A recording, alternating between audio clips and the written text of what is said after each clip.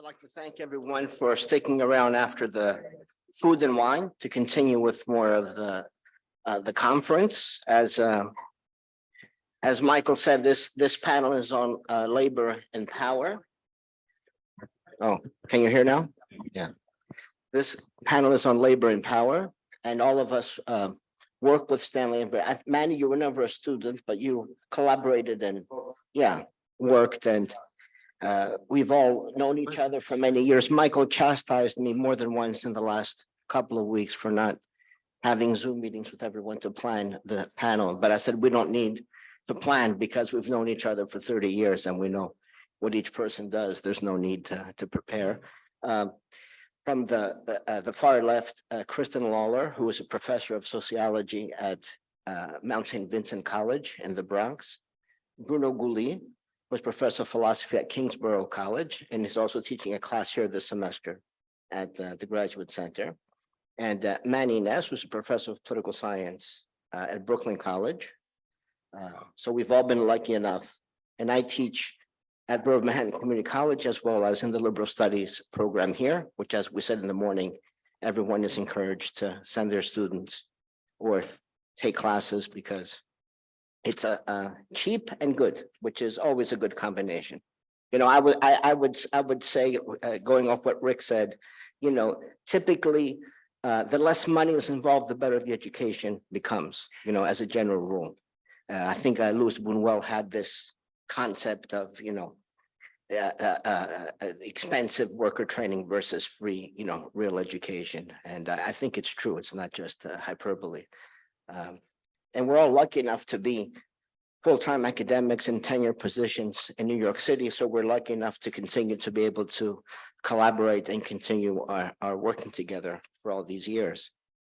And I think many of us express some anxiety about speaking today, or because normally to speak for 10 minutes or 12 minutes on Stanley and labor would be nothing. You know, you just show up and talk, and it would be, but, you know, given the moment, it's a little bit more serious than usual. And in the morning panel, many people discussed false promises, which of course is by far the most famous of Stanley's work. Probably for many of us, it's not our favorite in some ways because we have various intellectual interests. I think for many of us, the Crisis in Historical Materialism is probably the more useful one. Bruno has a copy of The Politics of Identity, one of the more underrated ones, I would say, and false, in The Jobless Future. But there's some very good essays in The Politics of Identity that are not often discussed. But false promises is, of course, very fundamental, because as he points out in the book, up until then, there had not been, and I'll read you, I kept some of the quotes to look like I prepared. He says, at that point, there was no important left-wing critique. He says, no important left-wing critique exists of unionism itself. All the attempts to explain the failure of the working class movement or of the left movements were focused outside of the labor movement. It was the parties, it was the law, it was the media. And Stanley was really the first very serious, and from the left, not from the right, critique to point to the unionism itself as the cause of the failure. And this, I think, speaks to what Cornel West spoke about a bit this morning in terms of dialectics and the complexity of how these events unfold. The greatest insult Stanley would ever give would be at a talk, sitting in the audience, and someone would be speaking, and he'd look over to me, and he would say, you know, they don't have a dialectical bone in their body. And that was the greatest insult he could ever give, right? The greatest insult he could ever give was that. Stanley was the first, and no one could accuse him of being some kind of right-wing shill, you know, because he had more than the credentials to speak from the inside of unionism and the labor movement. You know, as you know, because people have discussed this already, he spent close to 10 years working in various factories in New York City and New Jersey. And then he spent about 10 more years working as a union organizer, eventually becoming so good at it that they sent him to Puerto Rico as a punishment, because he was doing more than just the unionism. He was talking about the war in Vietnam and the civil rights movements and other things. Now, about sometime last semester, I forget, it was in October or so, many of us here went to the School of Labor Studies, and they had an event with the people from Amazon and Starbucks, the unionizing movements, Chris Childs and some of the other people who were involved. Smalls, I'm sorry, Chris Smalls and some of the people who were involved. Huh? Yeah, he's younger. And on the one hand, of course, all of us are supportive. You know, we have nothing against people being successful and getting a decent contract, getting higher wages, getting more work security. And at the same time, of course, we were very skeptical as to the broader potentialities. Number one, they had no interest in the history of labor or theory, nor do they have an interest in the broader political situation by and large, other than the kind of instrumentalist, you know, lobbying and let's ask for something better than what we have. And of course, immediately the idea was, well, all these people should be required to read false promises as part of the preparation for being in a union, because for Stanley, of course, there are two key reasons why the labor movement fails, why it fails as a force to radicalize and extend beyond the workplace to broader political issues, and concurrently a reason why it fails even on its own terms. Because we cannot say that the labor movement in its current form has been successful in the last 50, 60, 70 years. Already Stanley says in 1967, it was clear that it had failed. 1967, which by contrast to today is nirvana, you know, it's a nirvana. And I think Stanley really is the first. I think false promises and our other good friend who passed away about a year ago, Dan Yorgakas, who wrote the famous book, Detroit, I Do My Dying, which really chronicles how the UAW itself sabotaged its own militant potentialities for various reasons, racist reasons and other reasons as well. And there are two key factors for Stanley. One is, of course, contract unionism. The fact that unions struggle for contracts. Now, this is exactly what Starbucks and Amazon want. They want contracts. And you're a union too, right, Manny? What's a contract? Or our union, we're all in the same union, apparently. What's the problem with the contract? The contract, number one, requires the union to discipline the workforce to enforce the contract, takes away the power of any kind of militancy or action or workshop action for a number of years. And Stanley says, if you sign a contract, it should be only for 1 year, not for more than 1 year, to have that constant process. And it divorces the union leadership from the membership in multiple ways. Because by necessity then to abide to the contract, to enforce the contract, the union becomes hierarchical and bureaucratic.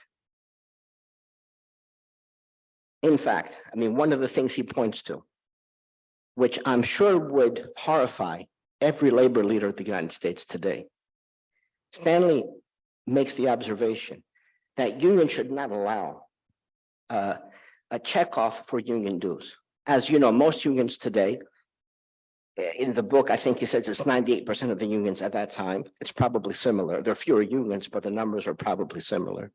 Most all union contracts include the stipulation that union dues are automatic deduction from paychecks. Excuse me?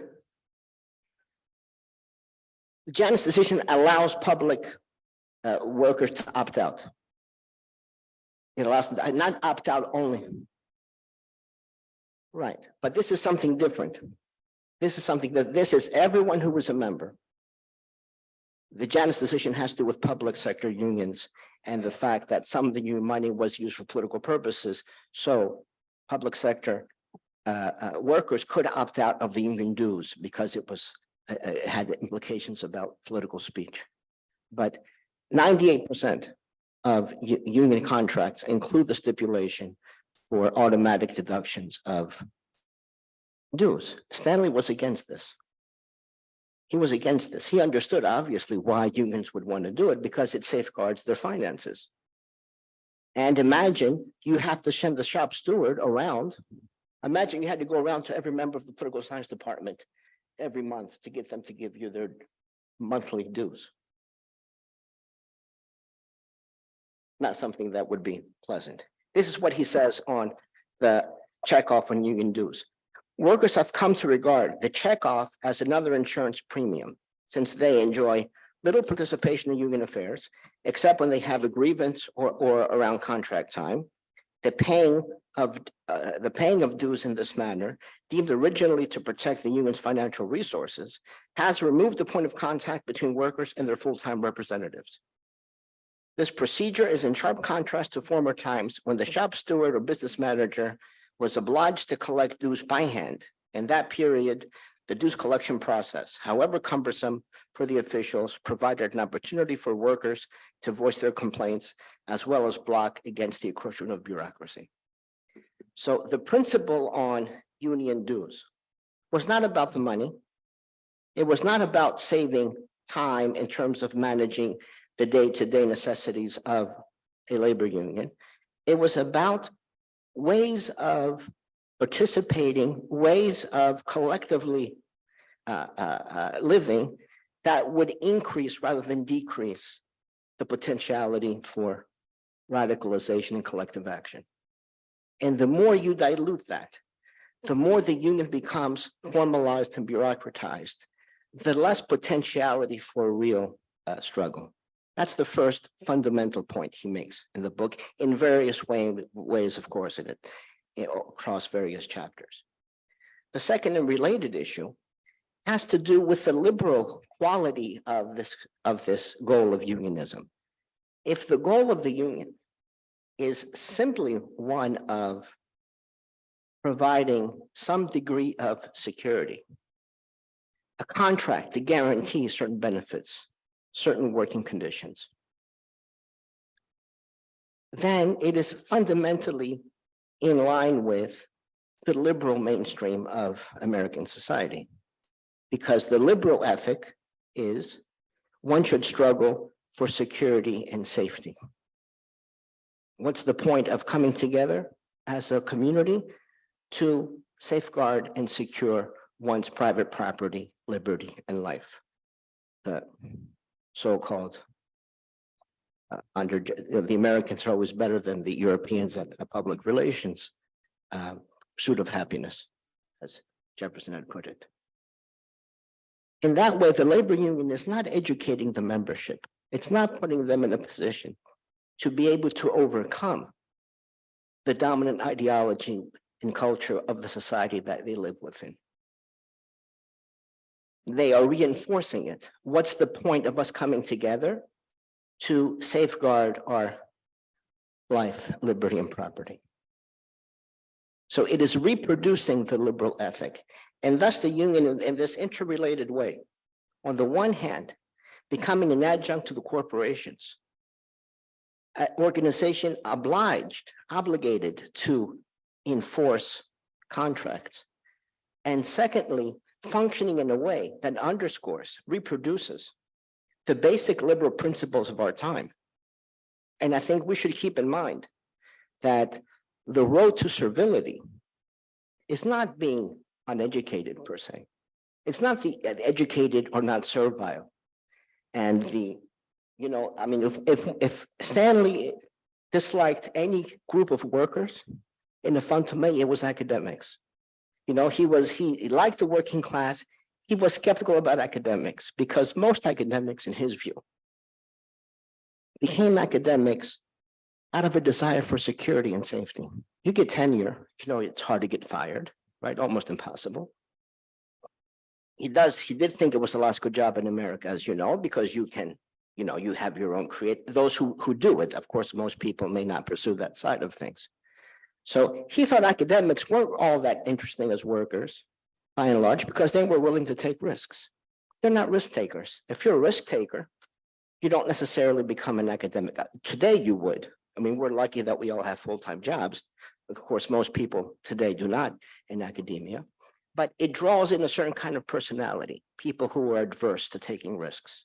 And that's not the kind of peoples that Stanley thought would be, needed for some kind of militant activity. So the unions reinforced this liberal ethic of the point of coming together. And this was very clear in the event with Chris Moles and the others. The whole purpose of coming together, and it's understandable, it's not, and no one would be against it. Coming together in this movement to form unions was to try to safeguard and guarantee their collective interests, not to change the society, not to change themselves, not to change the nature of work. So I think in both cases, we have a very, very significant criticism that Stanley has, and again, it's internal. It's an auto-critique because Stanley comes from the labor movement. He was an organizer all those years. He did participate in these things. And his suggestions, which is not only in False Promises, but in many subsequent works, is that, and it comes very close to Antonio Gramsci, who Stanley greatly admired. He hasn't been mentioned yet today, but Stanley was a great admirer and student of Antonio Gramsci. Gramsci's idea that the party is an educator. The function of the party is to educate. And he thought exactly the same about the labor movement. Unions should first and foremost be about educating the rank and file members. That's why he led reading groups when he worked in the factories. That's why he participated in all these examples of public educational programs for free at the Brecht Forum, at the Free University, at our institute, the Institute for the Radical Imagination, and other places.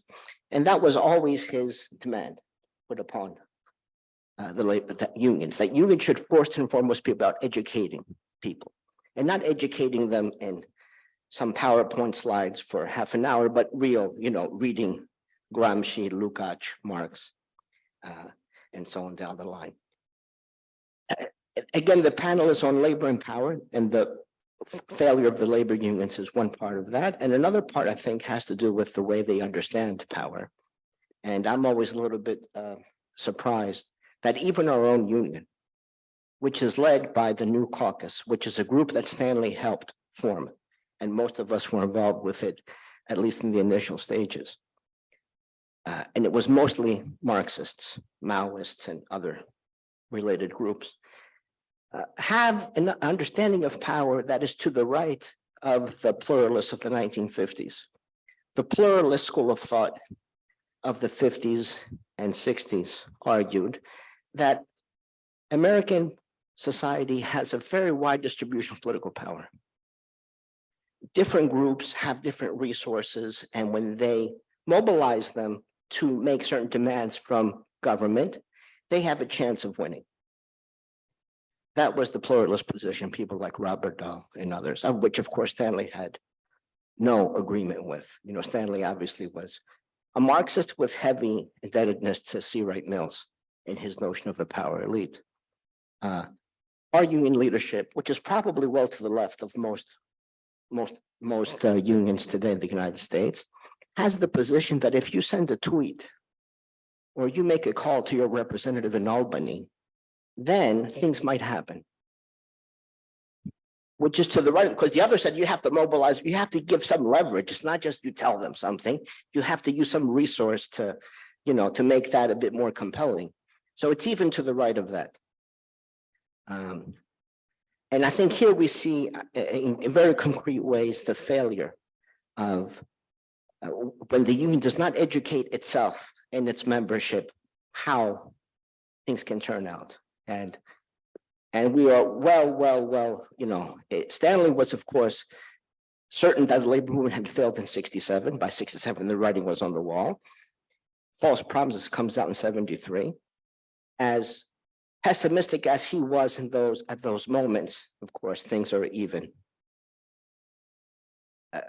more horrible than one could have imagined then. And I think this is why we have to redouble our efforts for autocritique, being critical of ourselves and our institutions and our unions, and learning the lessons that Stanley so clearly lays out in books like False Promises. Manny, would you like to be the next speaker? Kristen? Okay. Kristen. Okay, great. Hi, everybody. I'm going to do a very un-Stanley thing, and I'm going to read a little bit, but I won't be long, so hopefully it won't be boring. And I'm starting with False Promises too, and there's a lot of stuff in here from False Promises, from the Crisis in Historical Materialism, especially the End of Political Economy essay. And one of my favorites, the Why Work essay, in the Politics of Identity. These are all things that were incredibly influential, I think, on a lot of our thinking about the labor movement, specifically with respect to power, building, worker power, without which, you can't get to revolution any other way except for through the power of workers. That was something that I think Stanley was very clear about. So in the intro to False Promises, Stanley says, labor as an independent discourse is constituted both by common histories rooted in the past, as well as the present, and by a shared future that is conceived apart from and beyond production. Culture and community are the other crucial components that negate labor's abstraction into labor power. So the most important insight is, I think, the refusal of work and a radical imagination of a future beyond it, and the subjectivity that's cultivated through working class culture. And then, of course, the relationship between the two, because I think what interests me the most is Stanley's analysis of the way that a certain kind of anti-work culture fuels refusal at the point of production and of reproduction, and gains, power for the class as a whole. So this kind of subjectivity is animated by what Stanley calls the fundamental human struggle. He says this is the fundamental human struggle, the struggle over time. And this struggle is waged between two opposing logics, the logic of capital and what he calls the counter logic of labor. The logic of capital is to subsume living labor and make it an inert and passive object among other objects of the process of producing surplus value. But an oppositional logic of life, of vitality, of spontaneity, what Stanley calls the counter logic of, this is a quote, the erotic play and the constituting subject, always exists on its own terms. It always subverts and escapes the imperatives of accumulation. Stanley puts it this way: the logic of labor is to seek every opportunity to transform work into play, or more precisely, to make as large a portion of working time unproductive from capital's point of view. The insertion of the erotic into working life violates the cultural norms of capital, which historically demanded the strict separation of eros and civilization. He links this counter logic explicitly to a desire for freedom. The logic of labor mediates and determines, there's a quote, mediates and determines the direction of capital's accumulation process. It pushes, this working class activity pushes capital towards crisis, towards brakes on accumulation. There's no way that capital by its internal development can produce the desire for freedom among workers. That desire, which becomes a material force and appears first as a counter-hegemonic ideology to that of capital's doctrines of consumerism and authoritarian management, originates in the praxis of self-organization at the workplace and in the neighborhood. So because the two classes are antagonistic subjects that face each other at the point of production and reproduction with mutually contradictory interests, one wants to work less and live more. The other pushes for every speck of the life world to become nothing more than an inert factor in production. Then reality and capitalism is shaped by the indeterminate outcomes of their struggle. Indeterminacy is a key concept here. And its deployment shows clearly this sort of, this moment in Crisis in Historical Materialism where Stanley's working through the relationship between Marxism and post-structuralism. But he says, in order to allow for the undecidability of historical development to show its jagged side, I love that line, we must have another starting point, namely, The notion that the working class is self-constituting as much as it is constituted by capital. We must investigate the specific practice of the working class, assuming that the practice of capital is accumulation through exploitation.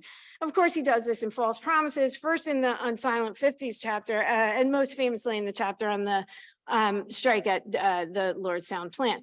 So in Lordstown, the counter logic of labor took center stage, not just in the plant, but in elite panic the nation over. There, people were talking constantly about like the Lordstown syndrome. Sadly, in a story also reminiscent, Peter said this, of Dan Georgakis's work on the Dodge Revolutionary Union movement, the union's bad cultural politics, their disavowal of the countercultural logic of the workers themselves set them up for failure. Another similarity is the way that the racialized workers, Blacks in Detroit and so-called hillbillies in Ohio, were both some of the most militant and the most discriminated against. And in both cases, instead of leveraging the in-plant radicalism to build power, excuse me, the union focused on pay and job security rather than the issues of unbearable tedium, authoritarianism, and speed up that the majority of young, unskilled members, heavily influenced by the counterculture, were most concerned about. Thus, it frequently bargained away these workplace issues to retain its ability to deliver on economic benefits and job security. And on the education thing, in this piece, he writes a lot about the way that workers used to double up on the line, like one would work twice as fast and somebody else could take an hour off. And it's always about reading. People talk all the time about like reading and talking to one another and stuff. And I think that that's important. So post-war labor peace had depended on the cooperation of industrial unions in disciplining anti-work rebellions and gaining higher wages, but also ensuring stability and a predictable investment climate. The thing is, workers, as we learn in False Promises, rejected that deal, but the unions kept chasing it. So with workers willing to exercise power at the point of production, union stabilization actually benefited capital. Unionization, while raising the nominal wage, helped capital to discipline the working class by insisting that its logic predominate over the workers' logic of freedom and unwork. That's Stanley too. The logic of the working class is a logic of freedom and unwork. Meanwhile, the company's strategy was to get militant employees to quit rather than foment job actions, to provoke strikes to cool things off rather than risk in-plant strikes, which disrupt production, and to put an end to the unauthorized slowdowns and sabotage that were plaguing GMAD's, the new General Motors Assembly Division push to produce like double the amount of cars that were produced out of that new factory. So one worker insightfully described the strike this way: everybody gets drunk and blows off a lot of steam. It would be better to sit down on the job and make them pay our wages. Last night, we maintenance welders were given a direct order to repair an electric motor. We refused. We didn't wildcat because we knew the company wouldn't talk to us if we were on the outside. We simply sat down by the machines. In a few minutes, they took back their direct order for us to do electrician's work. And that's just one of a number of kind of this collective direct action on the line, like getting the goods immediately that he outlines in this chapter, getting a fired worker back, like immediately. They all go out, they bring them back.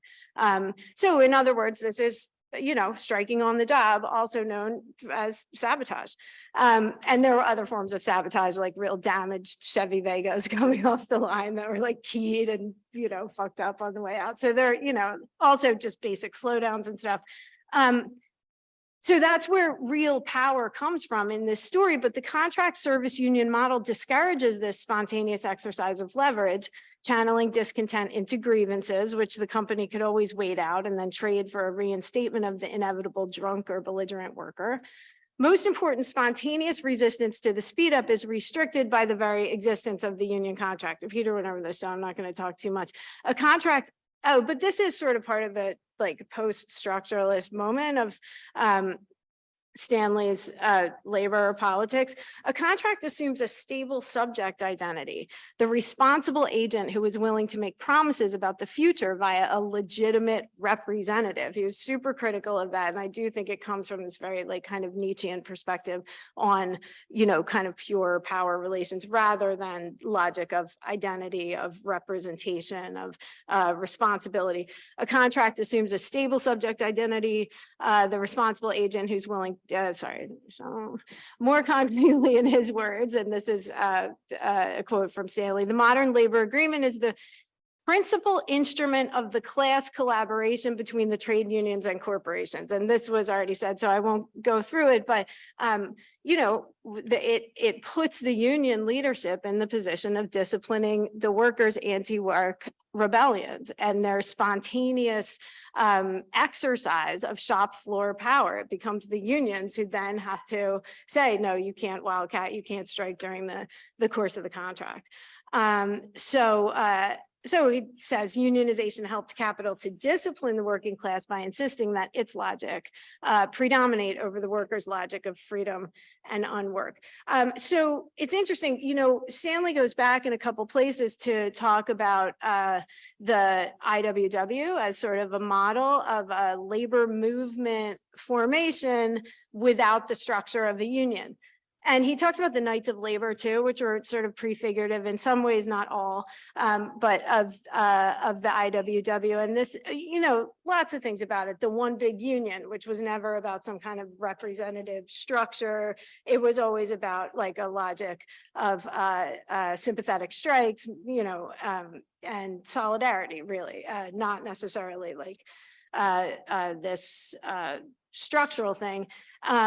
But they didn't sign contracts. That was the key thing. They refused to either hoard or give up their moment to moment. They insisted on continuing to organize sort of moment to moment power within the plan. And I think, that's what he was in favor of. And one of the ways the IWW did this is the logic of sabotage, right?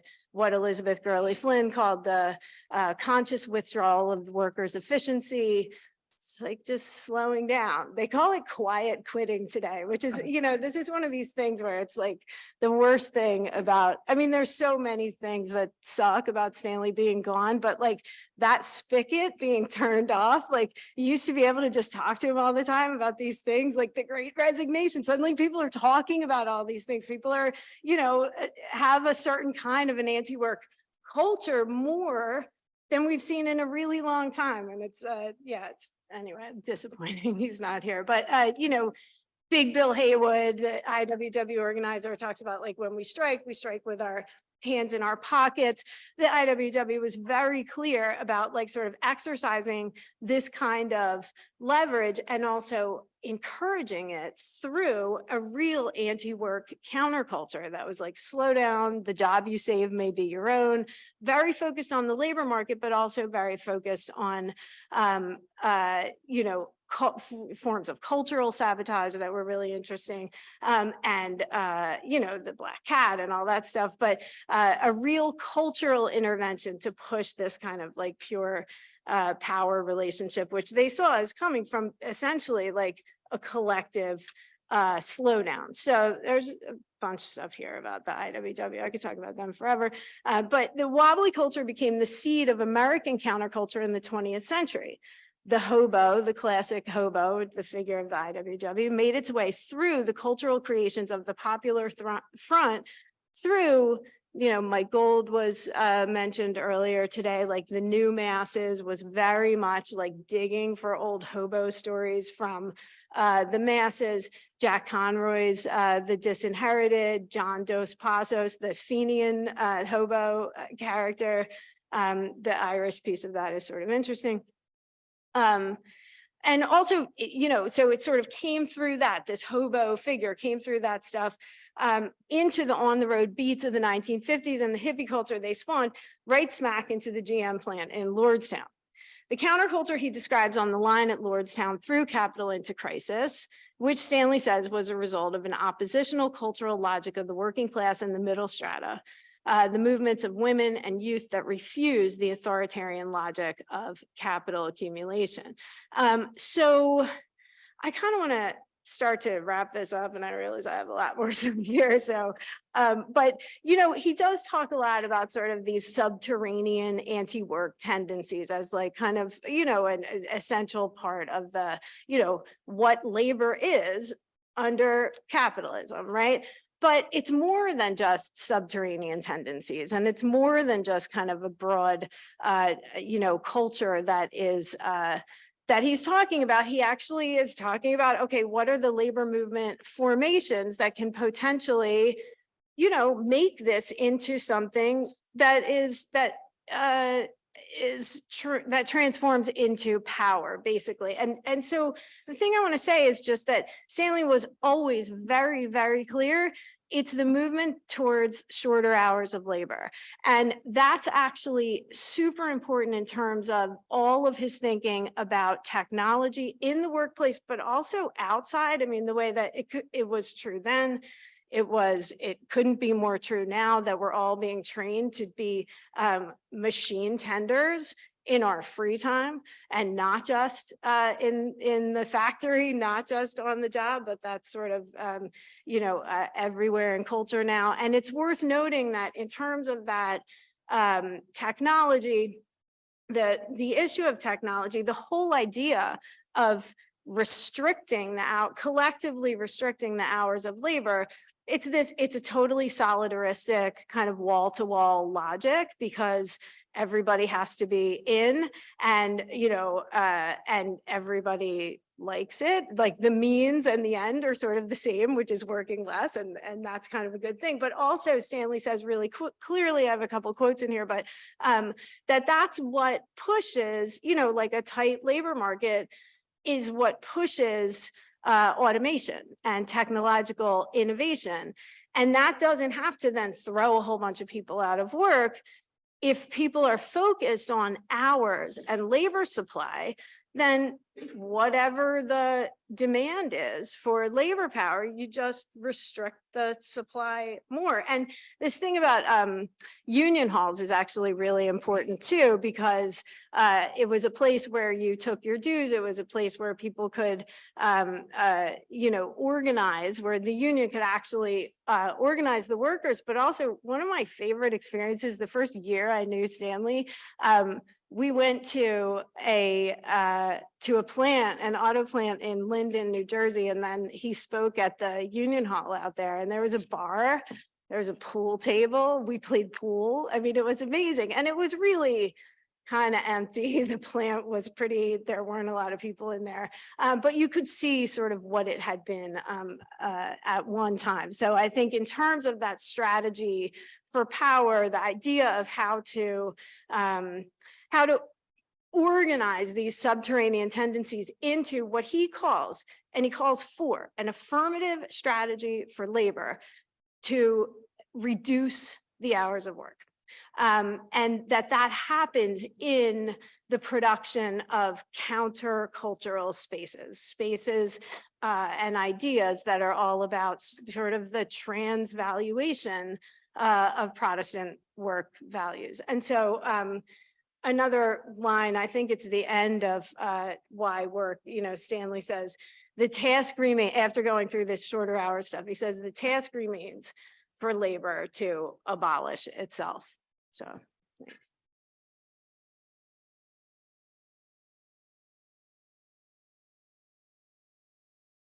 You know? Okay, but I understand. Okay. Because, yes, and this is handwritten, so it's better. Oh, very good. Handwritten, also. Yeah, oh, it's maybe too strong. Okay, so, well, I met Stanley in the fall of 1996 when I took his seminar on Marx here at the Graduate Center. I immediately felt that was exactly what I was looking for and where I wanted to be. Stanley started his seminar with Pelias, Anaximander, Anaximenes, and of course, Heraclitus. That was just the initial explosion, but it remained explosive throughout as the semester unfolded. It was a truly political seminar, a radical seminar. Thus, I began my working relationship with Stanley, that I would then later write my dissertation with him, and that became the foundation for my first book, Labor Over Fire, which I know Stanley very much appreciated. In fact, his influence on my work was very important. I remember Stanley as a mentor, a thinker, and a rare human being, rare, that is to say, singular.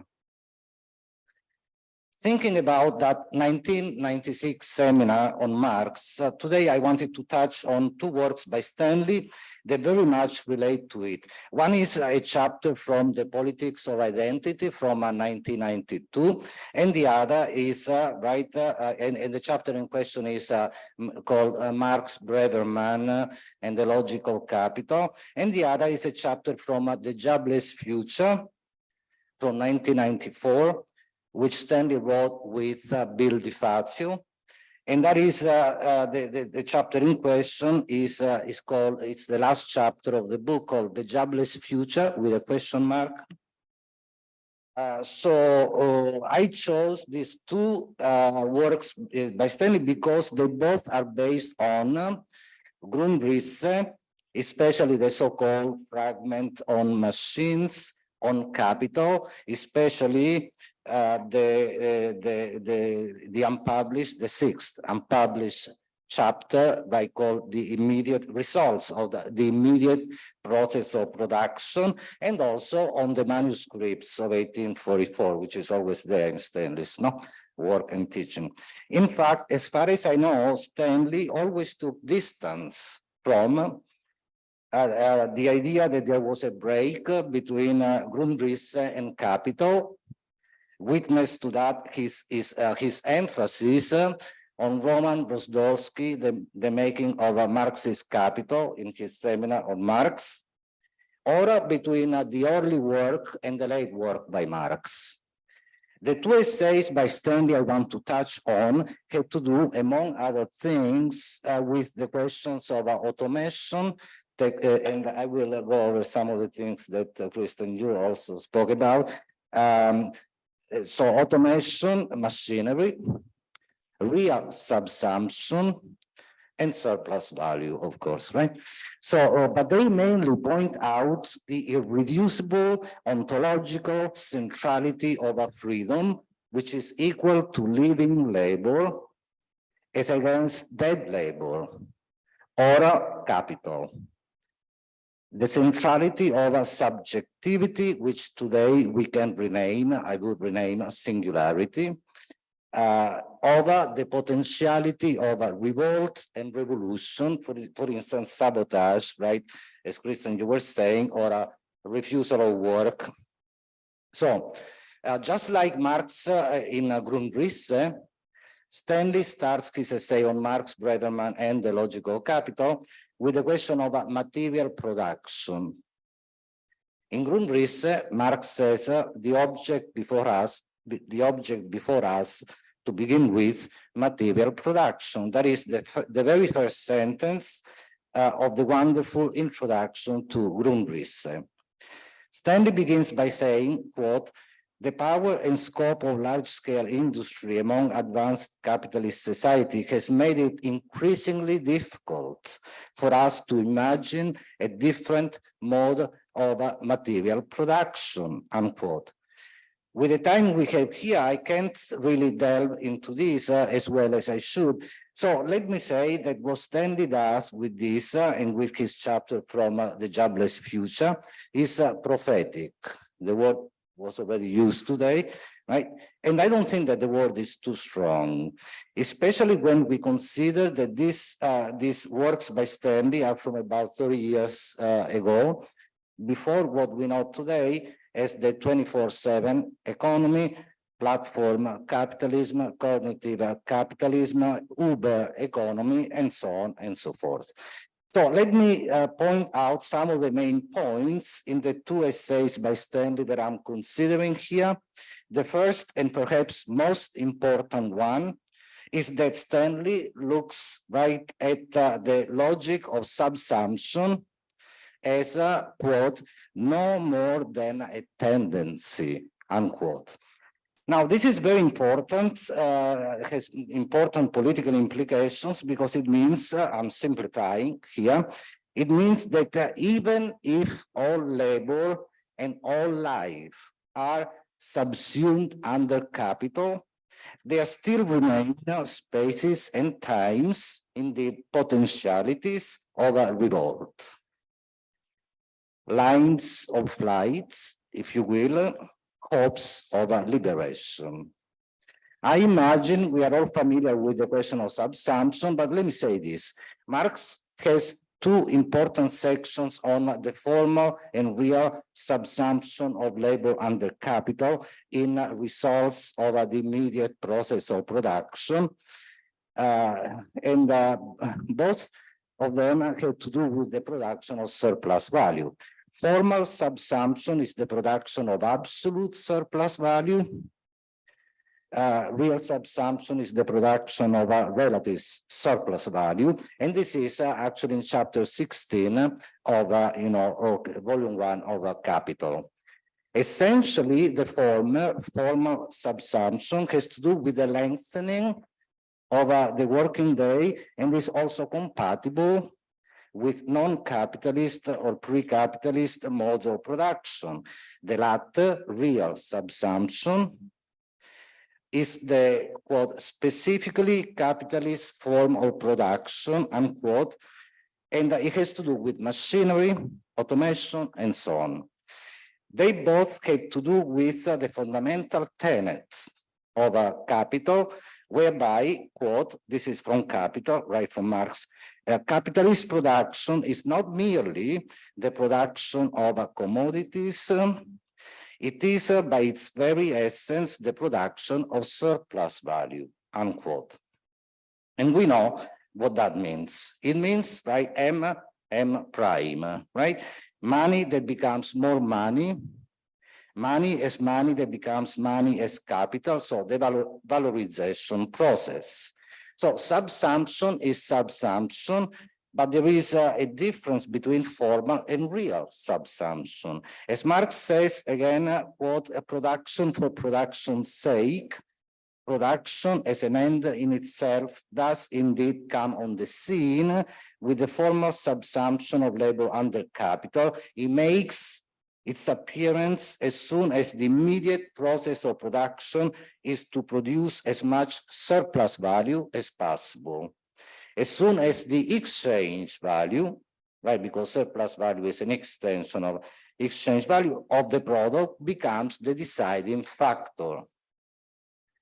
But this inherent tendency of a capitalist production does not become adequately realized. This is still Marx, right? It does not become indispensable, and that also means technologically indispensable until the specific mode of capitalist production and hence the real subsumption of labor under capital has become a reality, unquote.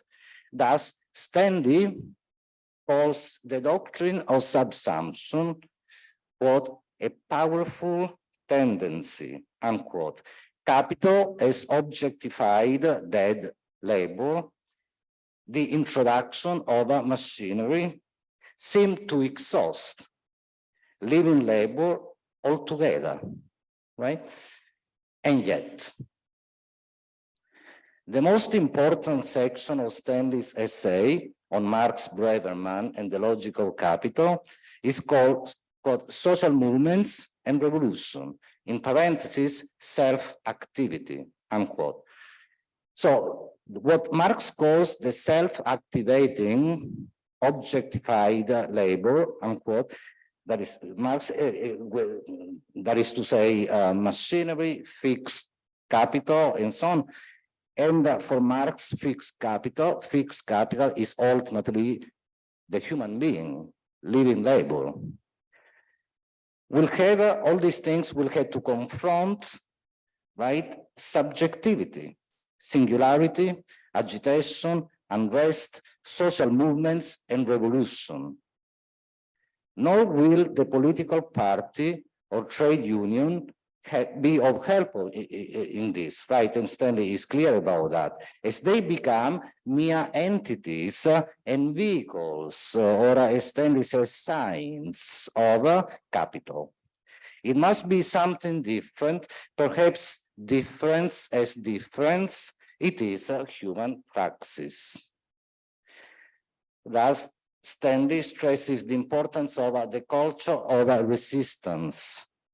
He says that this culture of resistance manifests itself through, quote, informal rules established by workers to govern the quantity of a production, the frequent acts of a sabotage that reduce productivity even in highly mechanized plants, the refusal to work, manifested as absenteeism and lateness, unquote. This killing, and this came up already earlier, right? Stanley says, quote, Stanley says that, quote, again, this killing is a historically relative category. Contemporary labor has indeed lost most of the old craft skills, but this has been replaced by new skills. Workers today are obliged to be more inventive in their resistance, unquote. This is even more the case 30 years later in our own contemporary, nightmarish, and yet rich in potentialities, digital economy. Knowledge, that's another important category. And this connects, by the way, to Stanley's work on education, but I can go into that now, but then you'll speak about that as well. So as Marx says in Grundrisse, quote, in machinery, knowledge appears as alien, right? And that's in Grundrisse, that's already a connection to the economic, right, and philosophical manuscripts, external to the worker, and living labor is subsumed under self-activating, objectified labor, which is, unquote, right, which is capital itself. And yet, again, living labor remains as an irreducible ontological power. When, quote, all powers of labor are transposed into powers of capital, and the living worker's activity becomes the activity of the machine, unquote, capital, as the moving contradiction, faces a more basic contradiction, or perhaps a more powerful opponent, and that is life itself. That is time itself. So machines are, as Marx beautifully says, quote, organs of the human brain created by the hand, right? That is from Grundrisse, and that is on the same page as, the general intellects, basically, right? So that's against all subsumption, even when subsumption is not only of labor, but of life, is today that, the distance between the time for living life and the time for work is shrinking. I mean, they become the same, right? Life and work. And but even when that is the case, right? Against all subsumption, we find, anyway, the tendency. That's why Stanley's emphasis on subsumption being a powerful tendency, but still a tendency. Why? Because we find the opposing, the contrary tendency through machinery, precisely. Again, I'm quoting from Marx again, from Grundrisse, to create disposable time, unquote.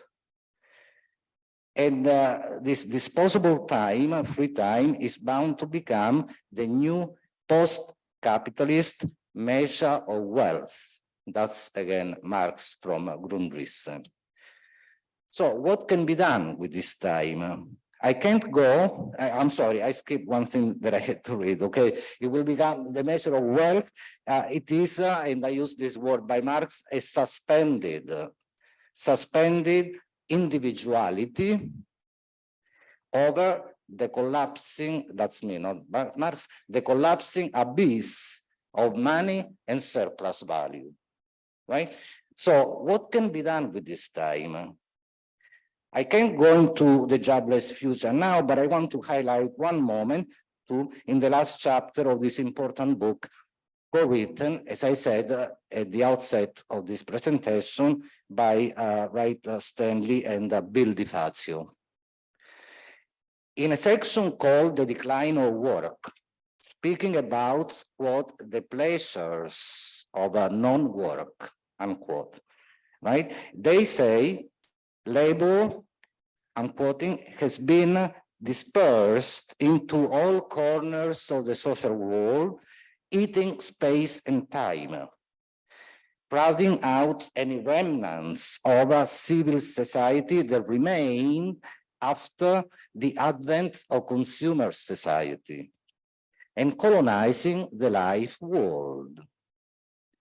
We are able neither to work nor to play, unlike the older industrial model where labor was experienced as an imposition from above. The dispersal of work makes the enemy invisible, because labor is now experienced as a compulsion dictated by economic anxiety more than by the need of work, unquote. I'm almost done. And yet we still experience the pleasure and dangers of our daily life. We experience anxiety on the one hand, but also on the other, solidarity, care, and love. Beyond subsumption, there is work to be done. And as Stanley and Bill say, and as Stanley and Bill say, there is the need for a guaranteed income, and therefore that means the need for a life of dignity. Okay, so they say, and I close here, quote, if there is work to be done, everyone should do some of it, unquote. And this work will be the same as care, the work of care. So thank you, Stanley. Thank you all.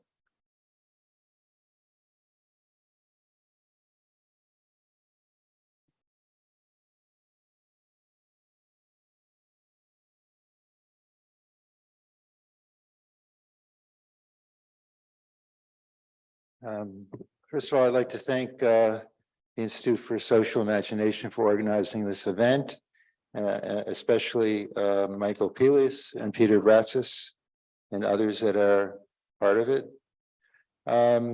It's kind of funny that I wasn't here in the morning, but I understand that people spoke of false promises as with respect to culture, I suppose. But I think without question, that book is his important and most important work.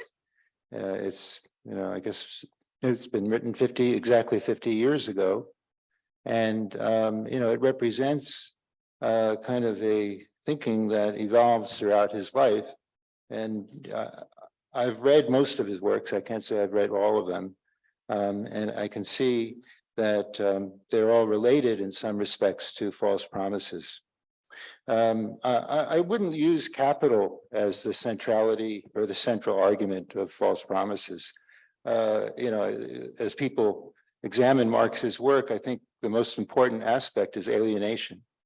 And that so in some respects, Marx uses, forgive me, Stanley uses early Marx to recognize the importance of alienation, and I think he's very fluent in it. Okay, so before I start, I had a couple of points to make. I just did start, but yeah, so I got to know Stanley in the late 1990s. Some other people may know about it, the kinds of work I engaged in. I spoke to others about it. We had regular sessions, maybe once a week, once every 2 weeks, at his apartment in near NYU. forget the name of the place, Village, something Village. So we were very much interested in New York City labor at that time. And so we were examining the role of the transformation of labor from one that is dominantly dominant white to one that is increasingly diverse. People of color, women, etc. You know, a lot of this was based on the work of Saskia Sassen, Roger Waldinger, and a number of other people. So I would say that Stanley was extremely gracious with his time. I don't know if others experienced that. He would give hours and hours of time just to examine, you know, various ideas. And I really appreciate that from him. Another point that I'd like to make is that, you know, I don't know if it was recognized, Stanley was an important figure, institutional figure in many places, but most, I think, recognized for his formation of worker education programs. You know, when one thinks of worker education in at least New York City, the first person you would recognize would be Stanley Aronowitz, who established them, helped nurture them, and brought them to life. So just very briefly, you know, I think people probably discussed a number of these issues, but I have a different, perhaps a different take on it. First of all, I think that Stanley, taking it from a different perspective, is not looking so much at the unions, isn't looking so much at management, but looking at the limitations of the American working class. And that the American working class is perhaps, and maybe this was discussed, is perhaps not capable of the social transformation that many people were thinking about in the 1970s. And so we really need to recognize that the optimism of Marx and Lenin, amongst others, is not found in Stanley's works. And I think for good reason. And I'm going to try to end this in a very positive way. You know, he was more interested in mass culture, and this was evident in a number of the presentations. You know, free time, the ability for people to express themselves, but he really delinks the working class from social movements to a large extent. He does look back upon a number of them. Yeah, I was going to mention something else, but I won't. And of course, he's writing at the end of the period of Fordism in the 1970s, which I don't think he anticipated in the 1970s, but if you read his 1992 edition, he does recognize to a limited extent the fact that the United States industrial working class has largely disappeared. But, you know, he certainly does make a critique of business unionism, as was put forward by Peter and others. And he does recognize the importance of spontaneity as a very important factor with respect to the working class. But I don't think he's necessarily happy with spontaneity. I mean, it's a nice thing and so forth. People are spontaneous. I think he's interested in where that will lead to. So ironically, he's interested in some respects in the institutionalization of labor and labor power and labor rights. Obviously in the book False Promises, he examines Lordstown and its strike and its sabotage, etc., that went on throughout the years. So I'm not going to necessarily get into that to any great degree, but I'll make some comments about it with respect to the historical trajectory and also the intellectual influences. He mentions a number of authors in the introduction that many of us are familiar with, Mike Davis, Michael Goldfield, and Kim Moody in particular. And he, of course, disagrees with their perspectives in to a large extent. He counterpoises Davis's work with Moody's work. Davis talks about the logic of capital and the capitalist class, whereas Moody, in his work, these are two people who wrote very important works in the 80s and 80s. Mike Davis, Prisoners of the American Dream, Kim Moody, a whole range of books from a Trotskyist perspective. And so he's trying to, and this is also goes to the points before, he's more interested in the question of culture, the self-expression of the working class. This was mentioned by my predecessors. And he's trying to identify a culture in the book, which he doesn't necessarily find, in my view. And I don't think, I think he's correct about that. I think that the American culture is really an extension of the many other cultures and influenced by many different strands. And it leads to a lot of problems for the American working class. I also want to point out that we're talking about a man who was a great scholar of Marxist philosophy, especially Lukács on the question of consciousness, and Karl Korsch, and which was mentioned earlier, Herbert Marcuse. And so he's part of a lineage of writers who have, spoke about, who have written about and discussed the ways in which consciousness is formed. In fact, that's the subtitle of the book, and the ways in which it's limited and constraints. And so I think in some respect, reading through the book again, one comes out with the sense that the hopes of the American working class, industrial working class, as well as the service sector, have been dashed as a consequence of their own limitations to a great degree. And that this is where he takes a turn, that it's important to understand the communities from which people come. I think Kristen gave a very good analysis of it. He was interested in mass culture, sexuality, and all these other things that were happening during his life, the counterculture in the United States for the working class in the 1960s. Of course, we should remember False Promises is 1973. We're talking about a man who spanned at least 3 generations of scholarship. And I think that's very significant to recognize. So, he compares American workers to the British working class. There's a lot of passages where he cites the work of E.P. Thompson. Of course, there are many other British writers who examine the working class in England. And, he argues that the United States working class does not, quote, have a usable past. And I think that is a very important intervention.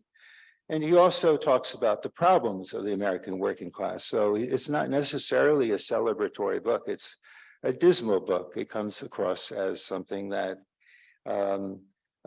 presents the limitations of class and class consciousness in this country, as opposed to and class power, as opposed to its freedom, which is found in the discussions of my predecessors on this panel. That the United States does not have a working class with a collective memory. The US working class is anti-intellectual. There is a high level of nativism in the American working class, anti-immigrant sentiment, Black American sentiment, anti-Asian sentiment. So racism, if I can use that term, plays a part in the American working class experience. As we all know, it certainly does. And, I really was very pleased with his discussion about this, because it connects to a lot of the perspectives that I have. He's actually countering the work of Sean Wilentz to a great degree, who champions the American working class in the 19th century.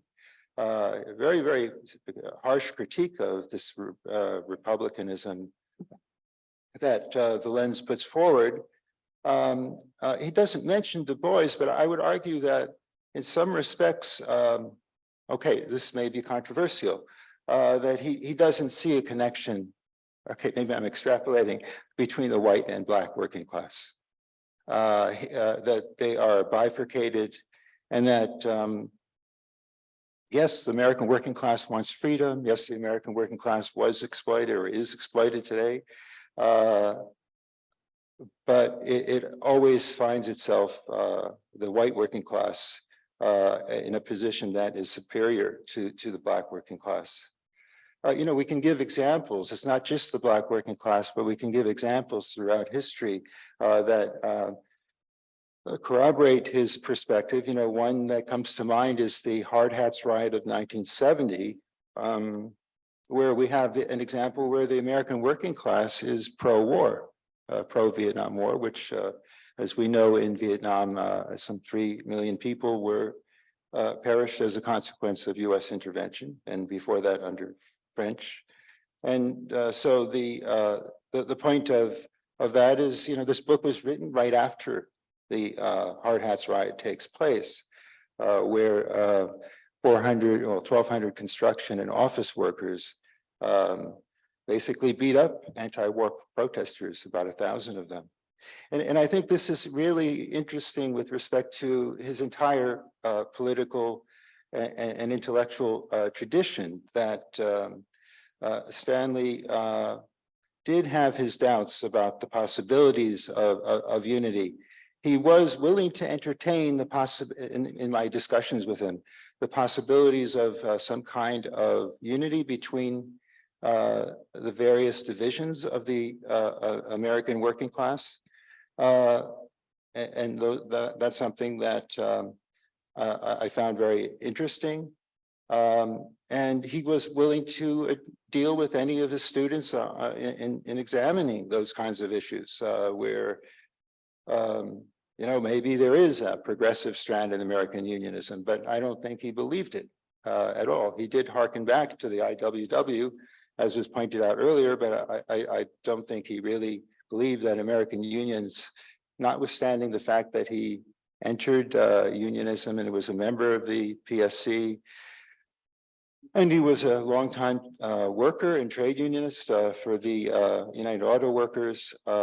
I think that he ultimately comes down as a very pessimistic figure with respect to working class solidarity in this country. So if we fast forward to the present era, and I want to, kind of, Professor I put forward this, the book that I was going to mention, The Jobless Future. I think it's an important book. In terms of the transformation of technology, you talked about the subsumption of capital, which is very important with respect to that. And so there is the deindustrialization of the American working class, which becomes primarily a service provider, maybe producer of intellectual ideas and so forth, not in college campuses or university campuses, but maybe in Silicon Valley and so forth. And I think Stanley anticipates this issue. And so what I do find is that even though he had this very pessimistic view of the possibilities at hand, he was by no means a revolutionary in his work. He believed in the idea of freedom and so forth, but he had no, in my view, and many of us don't, no way to understand how we get there. He knows what life would look like if we lived in a socialist society, or a society that he used to call communist. So his last book, I believe it is The Death and Life of the American Working Class. Is that right? Deals with the question of workers' centers as being the answer. So again, he's going full circle, trying to look for ways in which the possibilities, from the IWW to the spontaneity of workers and so forth, a way in which the working class can become more powerful in some respect, and how the gains of the struggles that the working class engage in can be consolidated.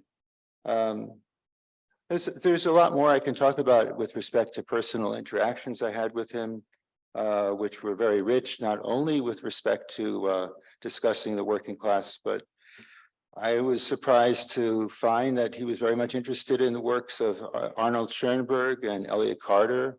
Incredibly, jazz. He was incredibly full. I think he actually, to some degree, represented what it might be to have a full life living through a lot of the kinds of ideals that he sought to advance. So in any case, I'd like to close it by saying that I think that that's a perspective that I have. He does not deal with any working class outside of Western Europe and North America, or the advanced countries, which now are the most oppressed and so forth. But that's okay. I remember one of the last things he said, I was with you, I think, Michael. He said that he was extremely pleased to see his book sold by a street vendor in Rome, False Promises. So he did travel, and he did recognize the problems on a global basis, and sought to find ways to, liberate. I think we can say liberate the working class, as opposed to create a revolution for them. Anyway, thank you, and I look forward to criticism.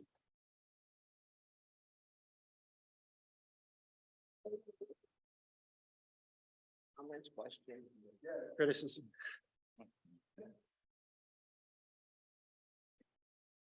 John. Just one thing about the 1970 riot.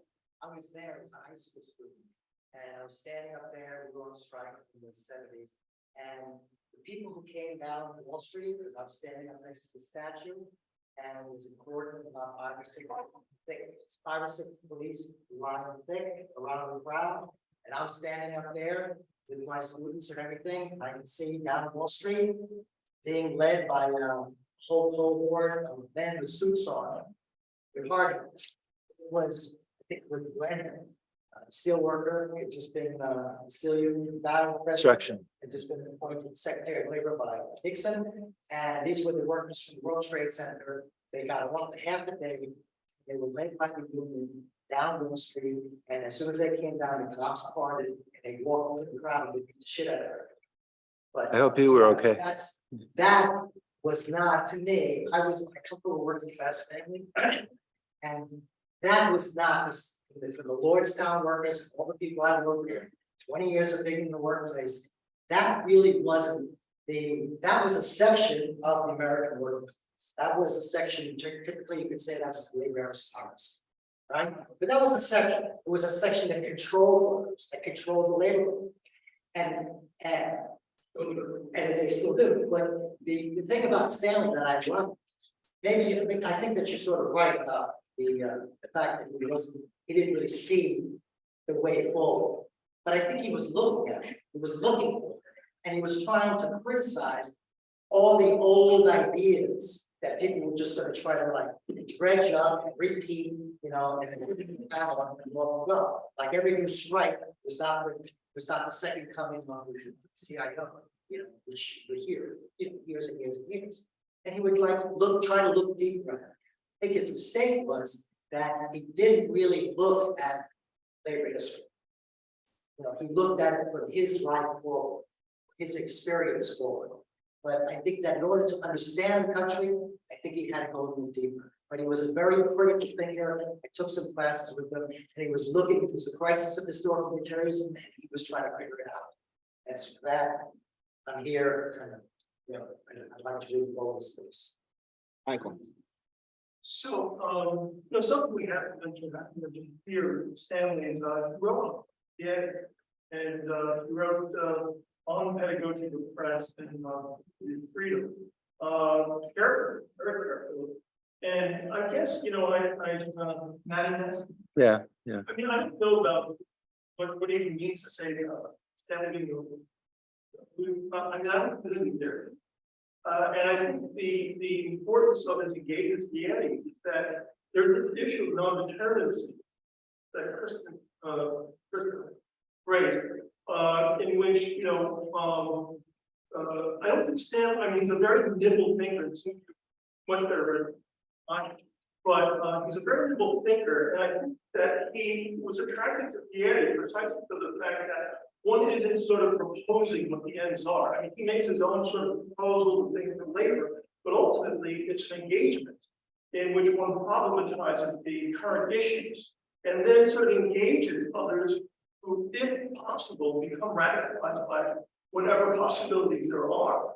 But I think it's sort of this sort of, openness, this movement that Stanley would kind of involve thinking, when he started to have with it.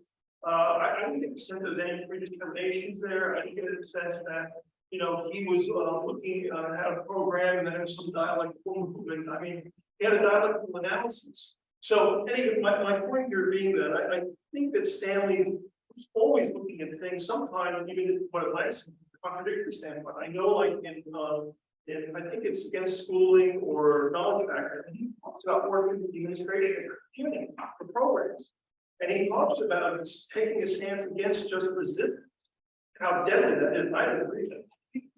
And the problems that he had to face with the faculty against this sort of working on a program, which from Stanley's account was quite impressive. So what I saw, what I appreciate and get from Stanley, learn from that, is this sort of, again, this nimbleness to engage and maybe a fair way in which there is no deterrent. And then you look to this opening, this possibility, and then you move with it, of course, with principles and theory. But that's not that, I think, was a tremendous strength of Stanley's, something that many of us could think. Thanks, Peter. Thank you, everybody. The first thing I want to comment on is what's sort of emerging here is like Stanley's approach to what the future is. And I agree that Stanley, not in my experience, anything that I read or heard, never tried to predict or like sell anyone on what he thought the future was going to be if we stuck by the many proposals for what to do that he laid out in books, articles, and talks. But central to Stanley's thinking always, I think, was the need for us to argue about a vision for the future. And I think the importance of the argument about what the future can be and what we want to be fighting for is like where Stanley's predictions would be, if that's how he thought about stuff. But it wasn't that Stanley thought he was figuring out what the future should be, and it was going to be like this if we went along this program based on this very good dialectical analysis. The very good dialectical analysis brought in a conclusion, I think, that we have to fight about what the future is going to be. And through those fights, we have to agree on what the hell we want from the future. And Stanley's vision of the future is that. It's us struggling together in spaces where we're able to and have the time to and have the emotional energy to engage very seriously with ourselves, with our own faults, our own lacks in our historical knowledge and the different ways we make analyses, in order to get to some kind of plan, some kind of vision. But as far as predictions go, one of the subtitles of this book, a book, is just around the corner. And as far as like visions of the future, like I like to think of Stanley's like questioning the proposals as trying to see just around the corner and trying to help us maybe see just around the corner. But what the future holds is exactly up to us to fight about and decide based on these fights. I think that was through that popular expression during the Depression. Because it's just a fact. That was the slogan. That's why it's like just. I guess there's a quick thought about style question, because I guess this came up when you were talking about the Stanley statement, collective bargaining agreements, and yeah, I mean, I think what you're saying is true, but it was from like an imminent joking, I don't mean joke like they believe it, but like it was from the perspective of someone to union organization talk. So yeah, it's a peak of the role of collective bargaining, but it was also, it wasn't from the outside of get rid of the collective bargaining agreements. It was that, and I think that that's really important kind of point because it kind of spoke to his academic life, like that question where he's writing from. Like he was writing from like someone who was in the union critiquing the meeting. And that insight made a lot of what he said possible. That's why he did be on the negotiating committee for it. And also be against the question. So like in that kind of I don't think that like funny way of being that kind of way, but in the sense of like, yeah, let's get the best contract we can, contract suck. Or it's like important style. If I may just ask to follow up what I was saying, Kristen, especially with everybody on the panel, and along those lines, one of the positions that I was, one of the ways that I was trying to think through Stanley's work, full time I was working, had a chance to go out, was the yes, that's great, but right, I think his attitude towards contracts is exactly that way. Like, of course, fully support for the best contract possible, yes, definitely. But also, that's not going to get us anything except like the next contract, like years from now, whatever law forces around that contract fight compress, and then we'll have to fight against all those forces just through the contract. But yes, that's contract possible. But also, and I wonder if you get that sense as well, especially Kristen, you talk about his attitude towards contracts specifically, and if that fits in the way that Yeah, I mean, I think whether it's inside the unions with the bargaining for a contract, whether it's working inside a university, you know, being involved in, of course, the outside the university stuff, which was sort of the most important, but you know, he did have a complicated relationship, as we all have to institutions. He's used to say institutionalization is the repository of scarcity. But we live our everyday lives inside these things. So yeah, of course you got to try to get a contract, but that doesn't change the fact, I mean, to your point in the beginning of your earlier question, you know, on sort of vision and imagination. This is why the, you know, group of his students founded like the, you know, Institute for the Radical Imagination. He talks about the left having lost its vision completely. You know, he used to say like the left has no ideas, you know, and he said imagination has migrated elsewhere. And so I think, yeah, you're always in, you're always out, but you got to keep your eyes on the out. Yeah, you don't want a shitty contract. You want a decent contract. If you're in a union, yeah, but that was never the thing, you know. It also depends, I mean, we're going to slide into the next panel, I guess, but we're talking about contract. I mean, that's a massive kind of, you know, indefinite thing. I mean, what do we want to do with the contract? You know, what do we want to put in the contract? You know, a lot of these issues, I think, even with something I hear you talking about, I know Stanley advocated 1 year contract for reasons. But we have to think about that in terms of like, I mean, are we talking about public unions, we talk about private unions, are we talking about really strong unions or small unions? I have a small union. If I'm going to negotiate a contract every year, I can tell you right now, I mean, we're going to spend all of our energy constantly tracking proposals and negotiating, and it will kill us. I mean, my members will keep my rows. So, what's that? That's what they do. Academic. So I think for some of those issues, we have to sort of locate them in the proper place. And it's not a sort of blanket sort of understanding that for all labor, you know, contracts are no good or contracts are good or 1 year contracts. We have to think of the location of it, and we have to think about what that reality is, the relationship of the union to whoever is they're facing, and how they want to redefine that contract. Contract is not going to be about just wages and salary. It doesn't.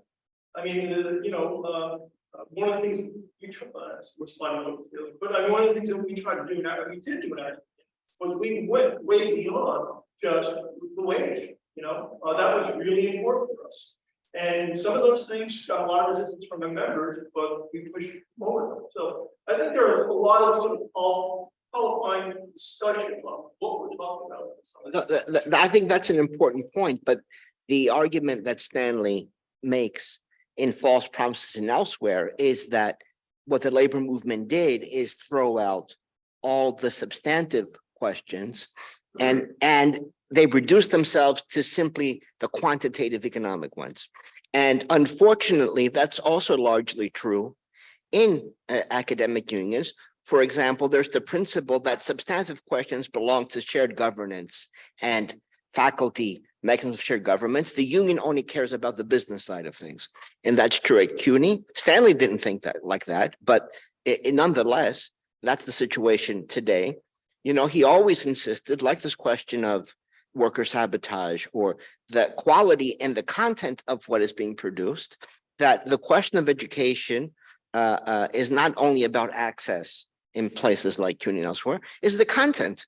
And for example, we're living through right now, as we speak, the destruction of CUNY in some ways through moving everything online, you know, this digitization that happens. The union does not have a position on this. In fact, the union, the PSC, has the idea that workers should have the right to choose their modality of instruction, or they should have some flexibility. So professors who want to teach online should perhaps have that option, rather than taking a principled position that we care about the content of what is provided to the students. We care about the content of education. And Stanley cared much more about that than simply the question of access. So we are living now in a concrete, you know, example of how the union, limited by the business units, the contract unionism that has shaped these relationships, even in the face of this huge power grab and destruction of what goes on, is not only silent, but complicit in that destruction. Louis, yeah. They might have addressed this already, but I was interested in a little bit more of Stanley's involvement with the PSC. So he was, I don't know if he was an officer, but he was part of the bargaining committee, but he had kind of this contradictory relationship. So he's participating in negotiations, but he's critical. But then there was an eventual break with the PSC, and I'm just curious about what that was about and how did that relate to this kind of contradictory relationship with the bureaucrats, including the way they negotiate, which members totally in the dark of what's going on. That continues to today. He may have broken with some people, but he did not break with the PSC. Yeah. Well, I mean, it's involved in none of the union. He moved on from being in a position of leadership. There was a movement in the 90s that finally succeeded in 2000 of replacing the old leadership of the PSC with a much more radical group, which succeeded. It happened. That was probably the best party we've ever had here. You know, in this building was the victory party after the new caucus won the election. It was a great party. For the some people were there. No, he didn't break, but he was always critical and wary of the limitations. And Stanley believed that a union without a critical, you know, alternative voice was not a labor movement. You cannot just have everyone agree with the hierarchy in that sense. You need the critical voices within the union for it to be a movement. Otherwise, it's not a movement. He broke with the bean counters. Tony. I think that's. Yeah, I saw Stanley giving that image of Opera's diner. Somebody sitting there very much alone. I saw Stanley at Socrates Diner back in the late 90s, sitting there with Barbara Bowen. Place was empty. He was shepherding her. He'd say, but she had a vision of social unionism. And the alternative was Steve London, business unions, by many names. And unfortunately, Steve London didn't get it. That's another matter. Analysis. Not too very important.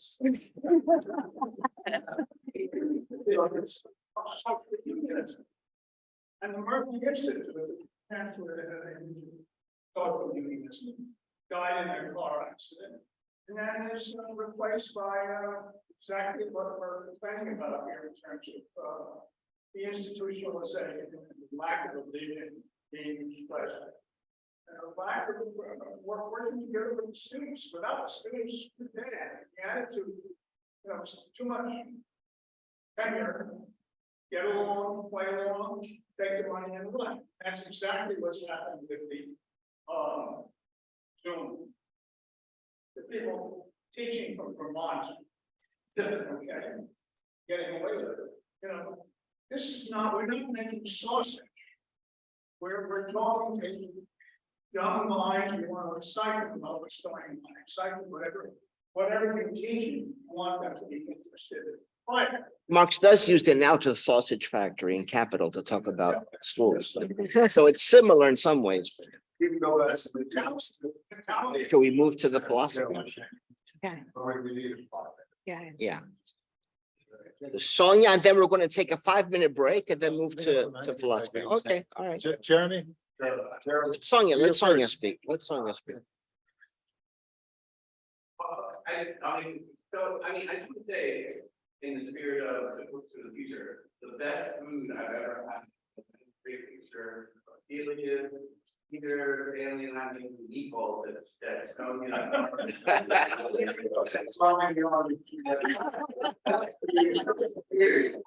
But like when you said, nothing this the best salsa and like apartment. Anyway, my point is that there's relationships with amazing food, and then the question of manufacturing scarcity.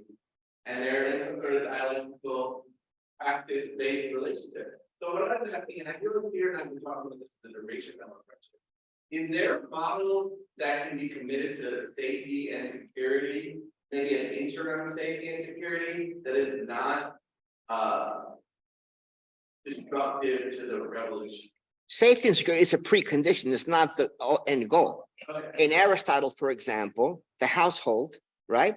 It's a precondition for the political. It's not the antithesis of the political, and it's not the goal of the coming together as a group. So yes, that's why we say no one says people shouldn't have health care or they shouldn't have safety precautions. But if that's the limit of the political horizon, if you can't see beyond that, for labor becoming, as Fred Jameson says, vanishing a mediator, or then of course there is no political, or the political potentiality of the movement is only if, like, an asteroid comes, you have to then you look from the outside.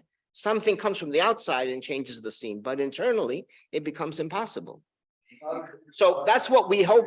We're waiting for the asteroid, or we have to, yeah, sooner or later. Yeah, sooner or later. What I had something to say about why this is not a revolutionary discourse, and that I'm having a harder time finding a discourse that I can think through. My point was actually just a little hard. My institution hired somebody who's an MBA and a lawyer. The first thing this person assumed was that shared governance meant that she ran all the committees as a president.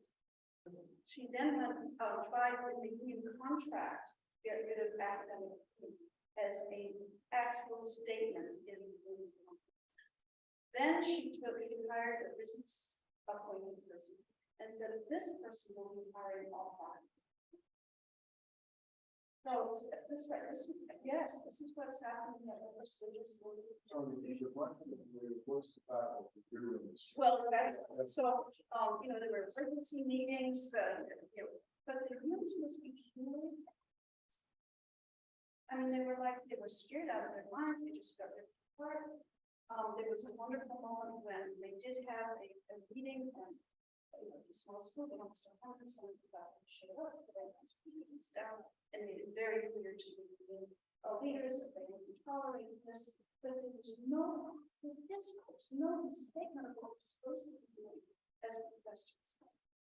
In our radical church to educate and protect it and use our power to to make sense about how to protect this truth and controversy and so forth. There was nothing. And that's the vision I think that Stanley was saying. You get too caught up negotiating over pennies, then when the blow comes, you're helpless. You're really helpless, and this was a street one. I think we are tight on time, right? So let's take a 5-minute break. Whatever you want to call it.